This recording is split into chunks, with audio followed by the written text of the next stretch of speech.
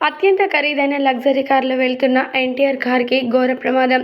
ప్రస్తుతం ఎన్టీఆర్ పరిస్థితి చాలా విషమంగా మారిందట.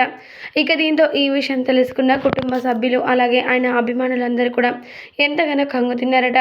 దీనికి సంబంధించిన ఈ విషయాలు కాస్త నెట్టింట వైరల్‌గా మారుతూ ఉన్నాయి.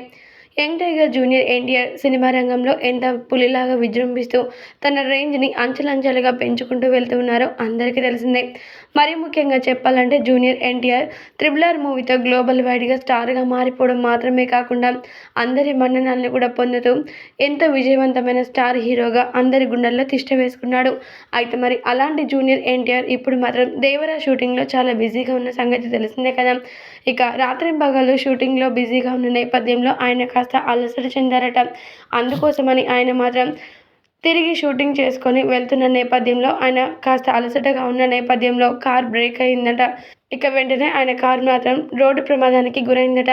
ఇక అక్కడే ఉన్న ప్రతి ఒక్కరు వెంటనే గమనించి ఎన్టీఆర్ గారిని హాస్పిటల్‌కి తరలించారట. అయితే మరి ఈ విషయం తెలుసుకున్న కుటుంబ సభ్యులు వెంటనే హాస్పిటల్‌కి చేరుకొని జూనియర్ ఎన్టీఆర్ గారిని చూస్తూ ఎంతగానో ఆవేదన వ్యక్తం చేస్తున్నారట.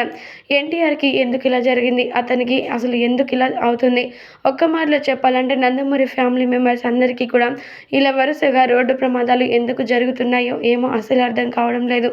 ఏదైతేనేం తను మాత్రం తొందరగా కోలుకోవాలని ఆ దేవుడిని మనస్ఫూర్తిగా కోరుకుంటున్నామంటూ కుటుంబ సభ్యులందరూ కూడా జూనియర్ ఎన్టీఆర్ గారిని చూస్తూ ఎంతగానో విలపిస్తూ ఉన్నారట.